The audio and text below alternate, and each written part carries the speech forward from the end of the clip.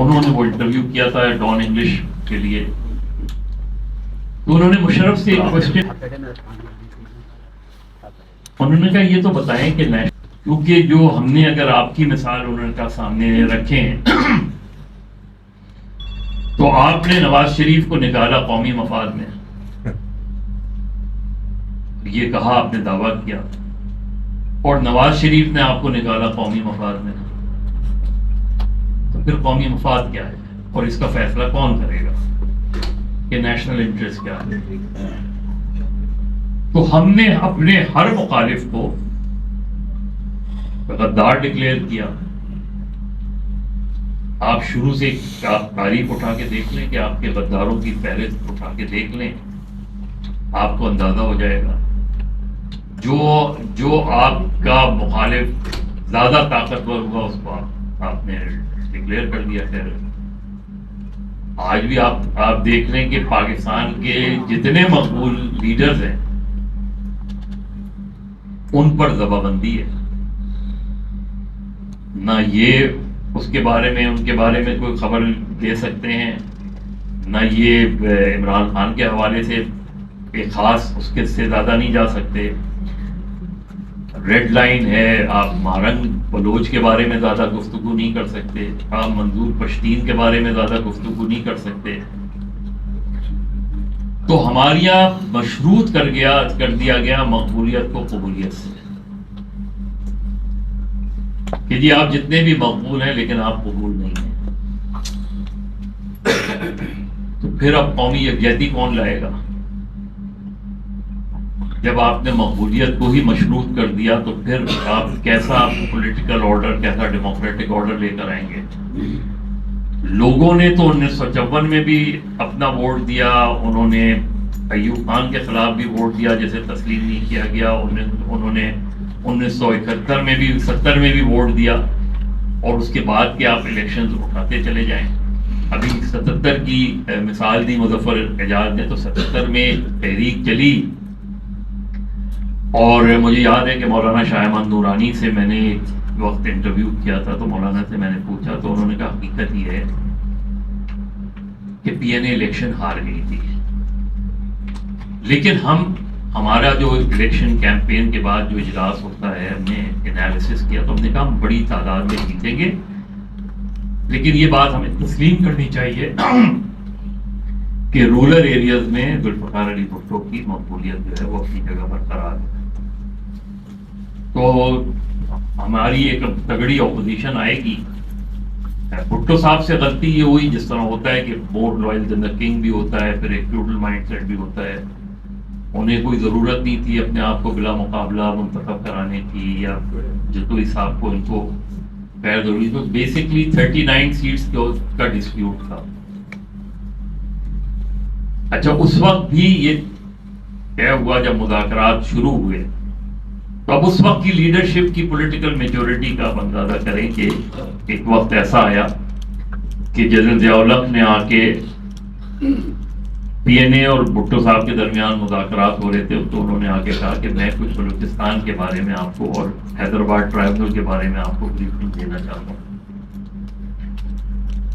تو جس پہ نوابزادہ نصر اللہ خان نے کہا کہ جنرل صاحب ہم آپ کو سننے نہیں آئے ہیں، سامنے حکومت بیٹھی ہے، سامنے وزیر اعظم بیٹھے ہیں، ہمارے جو ایشوز ہیں اس کا جواب ہم ان سے سننا چاہتے ہیں، آپ سے نہیں۔ اس کی بہت سی سیاسی ہیں، بعد میں کس طریقے سے بھٹو صاحب سے جا کے یہ کہا گیا کہ حیدرآباد ٹرائبل نہیں توڑنا، آپ نے اپوزیشن کی یہ بات نہیں مانی، اور اپوزیشن سے جا کے یہ کہا گیا کہ آپ نے حیدرآباد ٹرائبل کے معاملے پہ کھڑا رہنا ہے۔ اس کے باوجود بھی ایک معاہدہ ہو گیا تھا، مارشاء اللہ لگا۔ مارشاء اللہ لگنے کے بعد یہ کہ پاکستان کے نصاب میں، ہمارے اسکولوں کے نصاب میں کیا چیزیں تاریخ پاکستان کیا پڑھائی جا رہی ہے، کیوں ہم صرف ایک خاص سے اینگل سے پاکستان کی تاریخ پڑھانے کی کوشش کرتے ہیں؟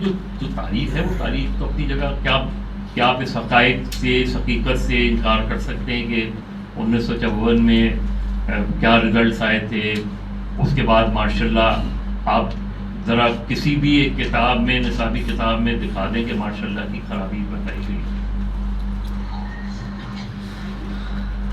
پھر آ جاتے ہیں عدلیہ کے اوپر، جو ایک آخری فورم ہوتا ہے جہاں میں یہ توقع رکھتا ہوں کہ وہاں انصاف ملے گا.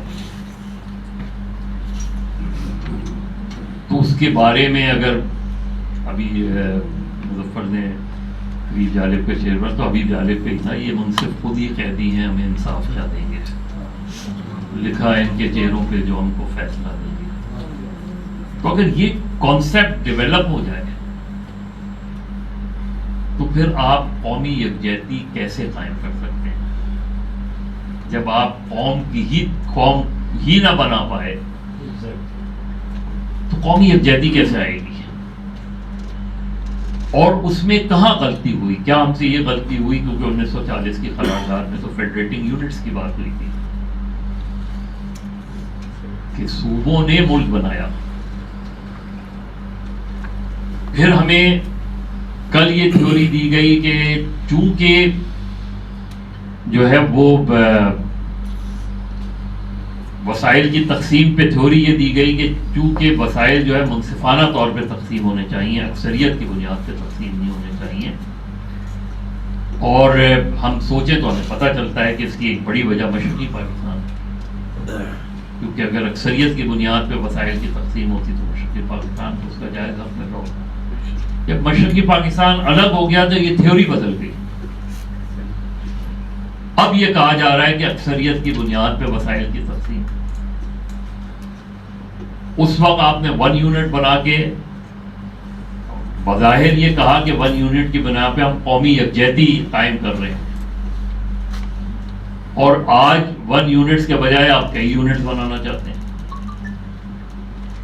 تو ہم دراصل ایک کنفیوز قوم ہیں، ہم کنفیوژن کا شکار ہیں، ہم ہپوکریٹ سے ماننا چاہیے کہ ہم منافق ہیں،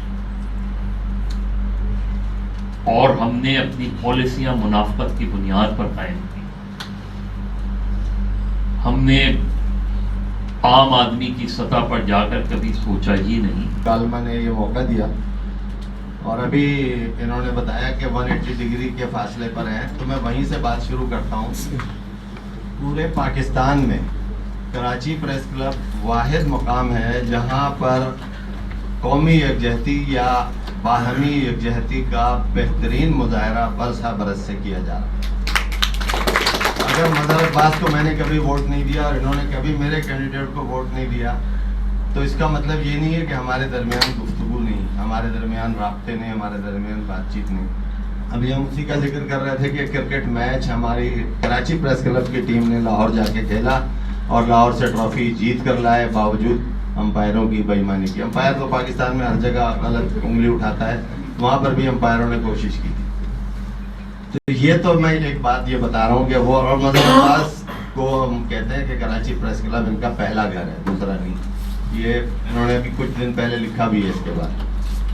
تو قومی یکجہتی کا ایک مظہر ہم نے یہاں دیکھا ہے اور دیکھتے رہتے ہیں. اور ایک یہ نہیں ہے کہ بھائی صاحب ہیں ادریس بختیار ہیں، دو الگ الگ سمتوں میں کام کرتے ہیں، لیکن کبھی ایسا نہیں ہوا کہ ان لوگوں کے درمیان کوئی اختلاف ہو.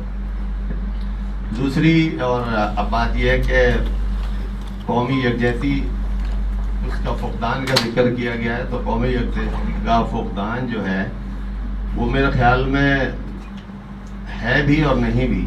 آپ یہ دیکھیں کہ ٹریفک رولز کی خلاف ورزی میں قومی یکجہتی ہے، چوری چکاری میں، بے ایمان لوگوں کو ووٹ دینے میں اور بے ایمان لوگوں کو سرکار میں لا کر بٹھانے میں قومی یکجہتی ہے، اور ایماندار لوگوں کو باہر نکال دینے میں قومی یکجہتی ہے. ایک آدھ موقع پر جیسے کہ کبھی پاکستان میں قادیانیت کے خلاف تحریک برپا ہوئی تو اس وقت قومی یکجہتی سامنے آئی. اور ایک اور تحریک اٹھی نظام مصطفیٰ کے عنوان سے، بھٹو صاحب کے خلاف اٹھی. حالانکہ بھٹو صاحب نے بہت بڑے بڑے کام کیا اور ان سے بہت بڑے بڑے کام اللہ نے لیے اور وہ سب کے سب ریکارڈ ہیں. لیکن بہرحال وہ تحریک اٹھی، قومی یکجہتی ہوئی، اور قومی یکجہتی کو کوئی اور ہائی جیک کر گیا. وہ اور چیز ہے. میں کچھ چیزیں لکھ کے لایا تھا اور وہی گوش گزار کرنا چاہتا ہوں. مجھے کچھ اس کے بارے میں شبہات ہیں. کچھ باتیں ہم بچپن تک سنتے رہے اور اب بھی سن رہے ہیں. یہ ملک بڑے نازک دور سے گزر رہا ہے. جی, ملک بڑے نازک دور سے گزر رہا ہے. قومی یکجہتی کی ضرورت ہے. وسیع تر مفاد میں کڑوا گھونٹ پینا پڑے گا, اور یہ کڑوا گھونٹ جب ہم پی لیتے ہیں تو اس کی کڑواہٹ اگلے کڑوے گھونٹ سے تک منہ میں قائم رہتی ہے, اور جب پھر اگلا کڑوا گھونٹ پی لیتے ہیں, اور وہ صرف قوم پیتی ہے کڑوے گھونٹ سارے کے سارے. اور اسی طرح کے سوالات بھی سامنے آتے رہتے ہیں کہ پاکستان میں قومی یکجہتی کیوں نہیں ہے, نازک دور سے کیوں گزر رہا ہے. یہ اسلام خطرے میں آ جاتا ہے. مولوی صاحب ہر چند برس کے بعد کھڑے ہو جاتے ہیں اسلام خطرے میں, وہ اسلام خطرے میں ہو جاتا ہے. پھر لوگوں کو جمع کیا جاتا ہے قومی یکجہتی کے لیے, پھر سب کے سب آتے ہیں. لیکن ابھی جیسا میں نے حوالہ دیا قادیانیت کا, اس وقت قومی یکجہتی تھی. اسی پارلیمنٹ نے جس کو سو کالڈ کہہ لیں یا نام نہاد کہہ لیں یا اسلام پسند, جو علل اعلان اسلام پسند کہلاتے تھے, ان کی تعداد 38 تھی.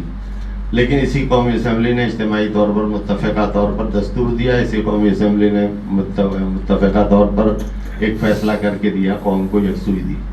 اس کا مطلب ہے کہ نیچے سے اوپر تک یکجہتی تھی.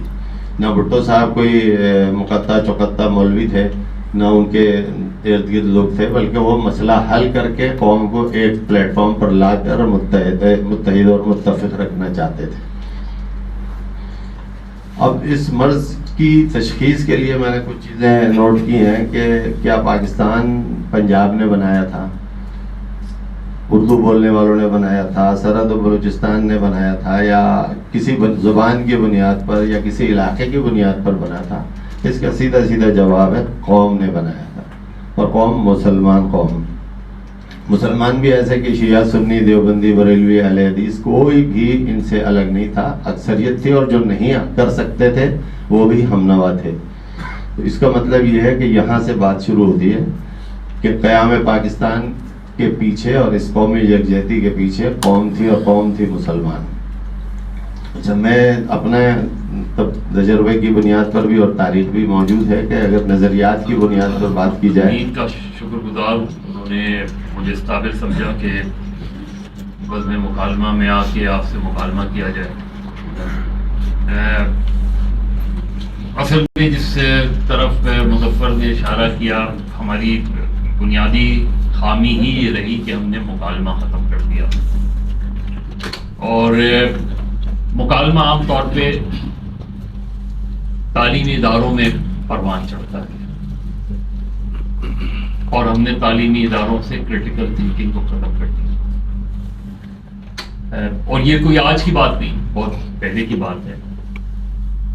ہم آج جس مقام پہ کھڑے ہیں, جب ہم یہ موضوع رکھتے ہیں کہ قومی یکجہتی کا فقدان, تو ہم دراصل یہ تسلیم کر رہے ہوتے ہیں کہ یہ فقدان موجود ہے. تو اب اگر ہم یہ سوچتے ہیں کہ یہ فقدان کا ذمہ دار کون ہے, ہم تحریک آزادی کے بعد تحریک پاکستان کی طرف بھی چلے جائیں, اور پھر یہ نتیجہ نکالیں کہ مسلمان قوم نے پاکستان حاصل کر لیا, پاکستان بنا لیا, پھر یہ فقدان کیوں, پھر یہ غلطی کہاں ہوئی, کیسے ہوئی, کیوں ہم ایک پاکستان بننے کے فوراً بعد ہی تقسیم کی نشانی بننے لگے. اس میں اس وقت کی قیادت, یعنی یہ ملک جو ہے کم سے کم 9 سال تو بے آئین رہا پاکستان بننے کے. تو پھر وہ جو لیڈرشپ تھی جس نے پاکستان بنایا, اس لیڈرشپ سے کہاں غلطی؟ کیا ہمارے ذہنوں میں ہماری اس وقت کی لیڈرشپ کے پاس وہ نقشہ ہی نہیں تھا کہ پاکستان حاصل کرنے کے بعد پاکستان کو چلانا کیسے؟ آپ دیکھ لیں پہلے 9 سال آپ نظر آ جائے گا کہ پاکستان بننے کے فوراً بعد اقتدار کی رساکشی جو تھی وہ شروع ہو گئی تھی. اور اس میں ہمیں نظر آتا ہے, اگر ہم اب اس کے مقابلے میں اپنے پڑوسی ملک کو دیکھیں تو انہوں نے پاکستان یعنی ہندوستان کی آزادی کے بعد انہوں نے تو ایک بہت ہی واضح فیصلے کر دیے، اور اس فیصلے پہ وہ آج تک عمل کر رہے ہیں، ماں سوائے اس کے کہ پہلے انڈیا سیکولر تھا، آج انڈیا سیکولر نہیں ہے۔ اب جہاں ہم دو قومی نظریے کی تھیوری پیش کرتے ہیں، وہاں وہ بھی دو قومی نظریے کی تھیوری پیش کرتے ہیں، اور وہ کہتے ہیں کہ اگر آپ نے ملک حاصل کیا اسلام کے لیے تو پھر دوسرا نظریہ تو ہمارا ہے۔ لیکن جو شروع کی لیڈرشپ تھی بھارت، اس کا نظریہ یہ نہیں، اس نے بہت واضح طور پہ فیصلہ کیا، دو فیصلے کیے کہ ملک کو آئین کے مطابق چلانا ہے، اور ملک میں جمہوریت جو ہے، جمہوری نظام قائم کرنا ہے۔ تیسرا فیصلہ انہوں نے اپنے ملک سے جاگیردارانہ نظام کو ختم کرنے کا کیا۔ ہم نے ان میں سے کوئی فیصلہ نہیں کیا، وہیں ہم نے بنیاد ڈالی قومی یکجہتی کو جو ہے وہ ہماری منتشر کرنے کی۔ اور اگر آپ شروع کی مسلم لیگ کی لیڈرشپ کا جائزہ لیں تو آپ کو نظر آتا ہے کہ بہت واضح تقسیم نظر آئی مشرقی مسلم لیگ بنگال میں اور مسلم لیگ مغربی پاکستان میں، اور پھر جو ہوا اس میں حسین شہید سہروردی جیسے لوگوں کو نااہل قرار دے دیا گیا، ہزاروں کی تعداد میں لوگوں کو جو الیکشن لڑنے سے نااہل قرار دے دیا گیا۔ تو اگر آپ کی بنیاد ہی ایسی پڑ جائے تو بہت مشکل ہوتا ہے کہ ایک ایسا تناور درخت کھڑا ہو جہاں ہمیں اس کی ضرورت نہیں ہو کہ ہم آج یہ بحث کر رہے ہوں 80 سال بعد کہ قومی یکجہتی کا فقدان کیوں پیدا ہو، اور ستون میں ہمیں اگر آپ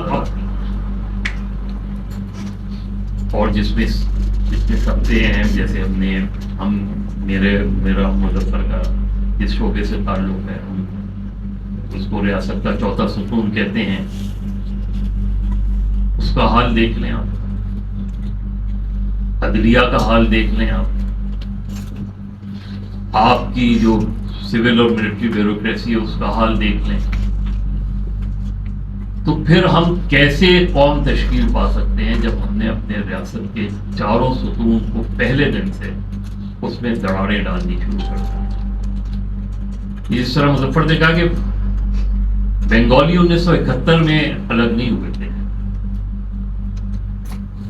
انہوں نے تو ایک فیصلہ کیا تھا، آپ نے ان کو سے ووٹ کا حق چھین لیا۔